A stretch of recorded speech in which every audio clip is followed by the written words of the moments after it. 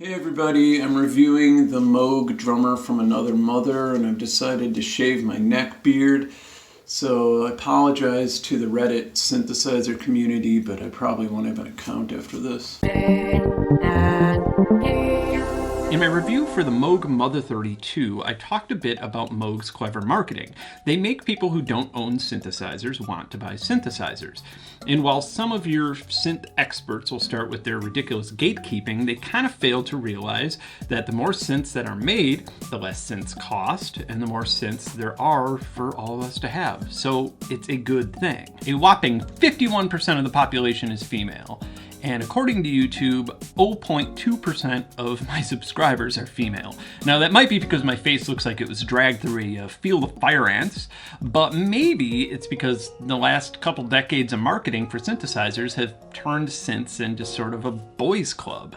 And also maybe it's because the popular synth community's muff wiggler and gear sluts aren't exactly a welcome mat for the female population. And by the way, those communities are the official support forum for over a dozen synthesizer companies. Don't worry, I'm not going to go into full-on SJW mode here. It's just weird, especially considering women's rich history in the innovation of electronic music. Moog is actively doing something about that, and it's refreshing. The Drummer from Another Mother is a unique, edgy, and often abrasive synth, even compared to my modular. It's not what you would consider a girly synthesizer by any means. So what is the Drummer from Another Mother? Well, it's a long name, so I'm going to refer to it as DFAM from here on out. What up, DFAM? So what would happen if a drum machine and a Moog Mother-32 had a baby?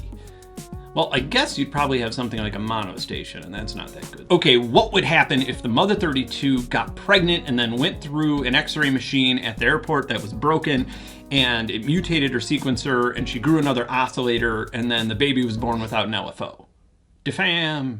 I don't know what the DFAM is. If I were to use it solely as a drum machine, it would probably be a little underwhelmed because it has an 8-step sequencer, and you kind of have to get weirdly creative just to get your kick and snare sounds in the same sequence. What it does have is 2 oscillators, a noise generator, a massive octave range, bipolar decay envelopes, a ladder filter, and what I would consider a pretty unusual patch bay. To me, it actually sounds more West Coast than East Coast. The envelopes have a nice slur to them, I would say, and you have your standard Moog filter sound, which is great. It might be a little bit less intense to me, at least, or maybe with the unit I have, than the Mother-32, which is welcoming.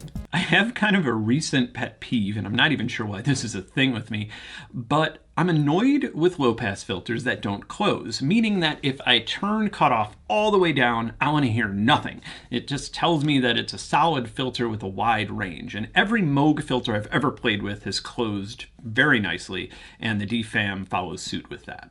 The DFAM is like a mutation, or maybe like a happy accident. It feels to me as if Moog never had a board meeting about making a drum machine. Instead, the engineers just went to town and churned out this.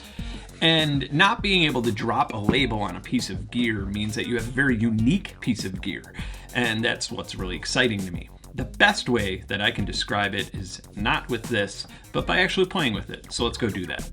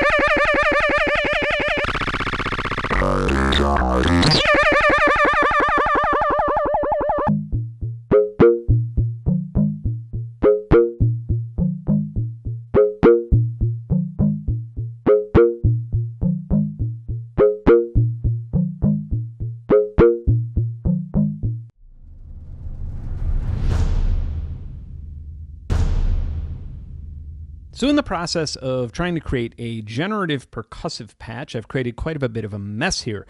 And what is happening is the DFAM is sending a trigger out to a mult. That mult is going to a clock divider, an address switch, and a dual logic module. And it's using both of the logic modules within that dual logic module. And then everything coming out of those things is sort of a concoction of the original trigger, whether it's a division or a multiplication or just a weird and or signal. And that's going into just a standard ADAR that's going into two different triggers from the maths, which is just generating an envelope on number 1 and 4. And then all sorts of funky things are coming out of the West Coast random source using that same pulse. The only thing that you're going to be hearing that isn't the DFAM is the braids, and it's just going to be creating a simple little, which is just kind of going to keep the beat for us. So what is going into the DFAM? Well, we have VCF decay coming from quantized random voltage. We have the VCO decay coming from maths. We have the pitch of the VCO also coming from maths, which is going to be triggered every now and then from the dual logic module. The VCF mod is, where the heck is that coming from? That's coming from the Dope envelope, and the FM is going to be also affected by the West Coast random source sample and hold. And so that's all that's being affected in here. And again, everything that you hear other than that symbol will be from the DFAM. One last thing is, as I'm sort of playing around here, when I move these velocity knobs up, I can essentially turn on more and more drums in the sequence. And so if you hear this now, that's only number 1 is turned up. Now let's turn up number 5. So we've kind of doubled it. And now if I turn up number 8, we're going to get like a little faster at the end. So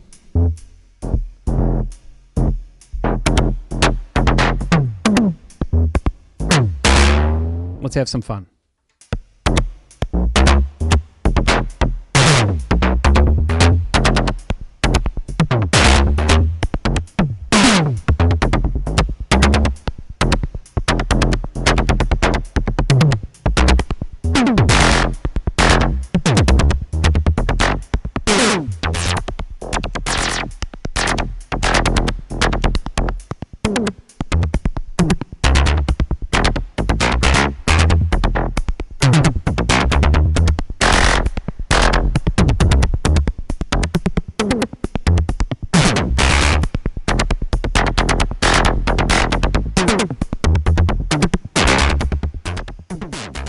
Now I'm going to move the pitch up here, and I'm going to eventually switch the sequence pitch mod over to VCO 1 and 2 on and off and sort of let that do what it does.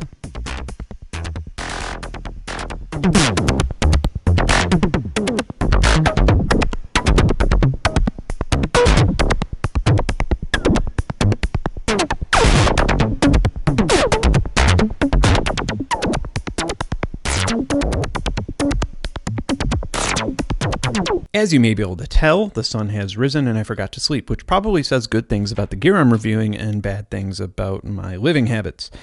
Anyway, what I'm doing here is the Mother-32 and the DFAM are the only guys you're going to be hearing. They will be going through effects, but at first it'll be dry, so you could hear the dry output of the units, and they're working together. I had to change the assignable output of the Moog Mother-32 to send basically a clock signal to the advanced clock input of the DFAM.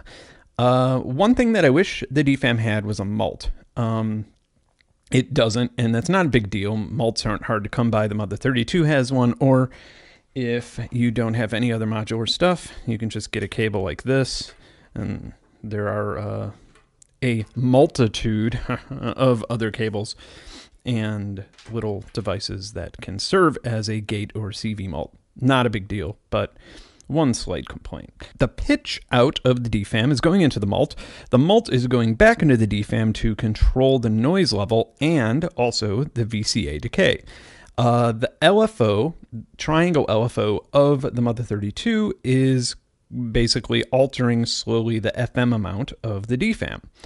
And I think that's all there is to it. Let's listen.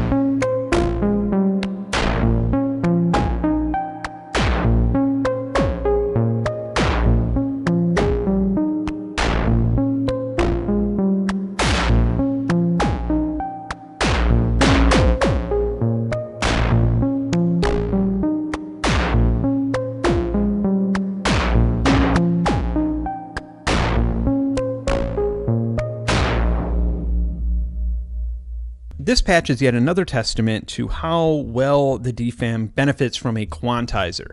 It's quite tremendous. So basically all that's happening is the pitch is going out into a quantimeter. The quantimeter is coming back into the VCO1 input of the DFAM. Hard syncs on, so both oscillators are synced to that. What is more interesting in this patch is the timing. The Mother-32 is providing sort of a background changing bass melody, and the DFAM is providing sort of a lead repetitive melody. Now, the Mother-32 is sending a clock signal out that's extremely slow. That's going to a tick-tock, mult, and divider. It's being multiplied by 4, and then that's coming back, and that's the clock input of the DFAM. So it's basically the Moog Mother-32's out clock multiplied by 4 here. Furthermore, we have that multiplied by 4 is what is the sample and hold in the quantizer. I think I've sort of given you the gist of it, but let's listen to it. It's fun, and it's something that I actually wouldn't mind, having on stage almost.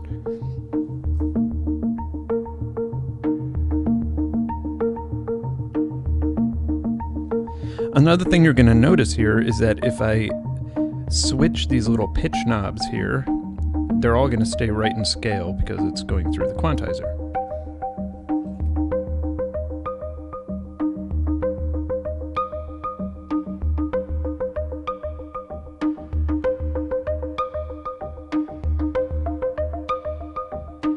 Now let's bring the Mother-32 up.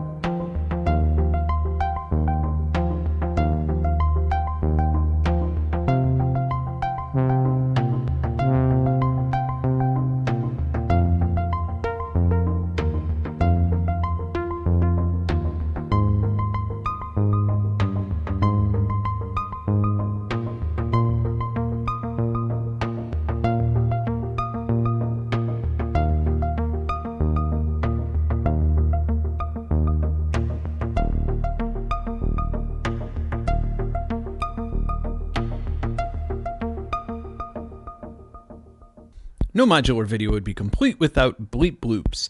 And that's what this is. And I'm actually using the DFAM in a very weird way now. The VCO1 is going out into its own filter, and the VCO2 is going out into its own filter, and there is a bunch of random generative stuff. Honestly, describing this would take 10 minutes, but let's hear it really fast.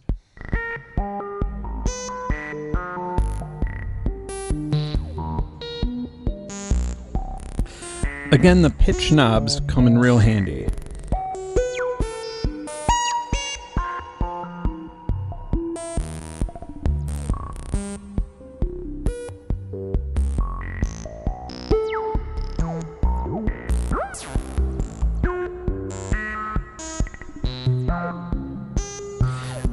But let's unchain the DFAM from the master sync.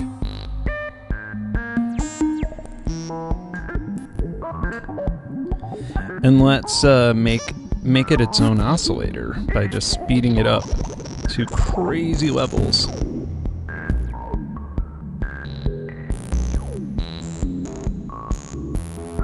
And once we do that, these pitch knobs and these velocity knobs, they actually tune the oscillator.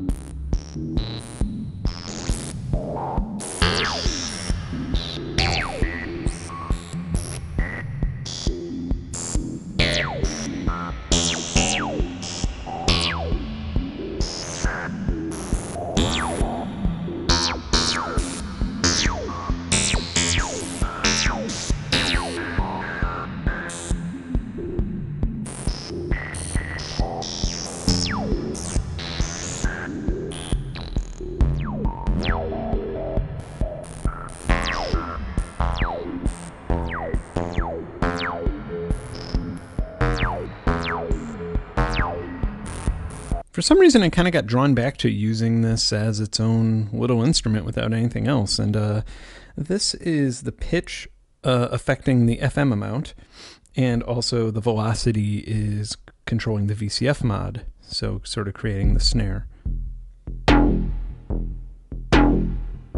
as I move the pitches, I can get little changes in the FM.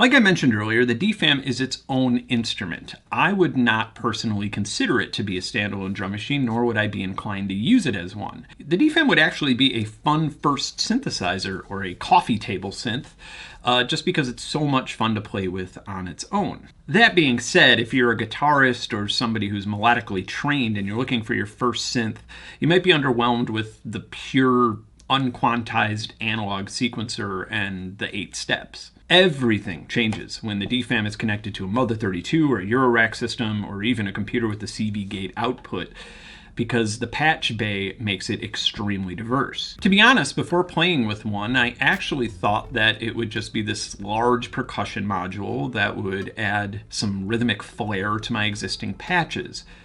But I didn't really use it that way. It was always part of the entire patch in almost every single way. If you have an existing modular setup, my opinion is that it's quite a steal for the price. It comes in its own case, so you don't really have to worry about sacrificing rack space right now until you build a bigger case. And I definitely will be putting it in my modular rack when I make a bigger rack. In the time being, I may even replace the Mother-32 with the DFAM, just because it's fun to play with, and just do that until I have enough space to fit both. And again, I just want to rave about how refreshing it is for Moog to be making these innovative, affordable, and weird Eurorack modules that are also standalone synths. I hope that they keep adding to this family. At Moog Fest, you can attend something called a VIP engineering workshop. And I believe it costs $1,500, and you essentially spend the weekend with Moog engineers making synthesizers. I think they supply all the parts, and then you get to take home a synth. And I think that's where the drummer from Another Mother came from. And there's also a brother from Another Mother, which isn't sold in stores, at least yet. And you could do a search and see videos on that. I really, really want to attend that in May and do that. But I just bought a house, and I have to make adult decisions like replacing my kitchen patio sliding door over spending an awesome weekend in North Carolina making synthesizers with Moog engineers. But if you have $1,500 to spend on an awesome learning experience in Synthesizer, I believe this year they're building something called the Subharmonicon. Let's see here. The Subharmonicon is described as a semi-modular harmonic kaleidoscope that divides into itself until everything that is up becomes down. And it says here that it's inspired by the Tritonium, which is one of the rarest and coolest synths I've ever seen. The Tritonium came from mid-1930s Germany. That's when it was marketed and sold. And I suppose it's easy to see why it was lost in history, you know, because the technology was probably deprioritized to the whole evil take over the world campaign on a scale that humanity has never seen before thing. Anyway, I'll link in the description to that Moog VIP workshop. Also, in addition to this review, if you've ever shipped synths and had to wait in line at the post office, you know how much that sucks. And stamps.com, no, I'm only joking. I'm going on a small tour. And if you're into my music, you should come see me. I'm going to be in LA on April 8th. I'm going to be in Mountain View, California on April 13th. And I'm going to be in Kansas City, Missouri on April 18th. You could go to theflashbulb.net for more information about these shows and tickets. And as always, if you like this video or learned anything from it, subscribe to the channel and let me know in the comments if there's anything you want me to cover in the future. Bye.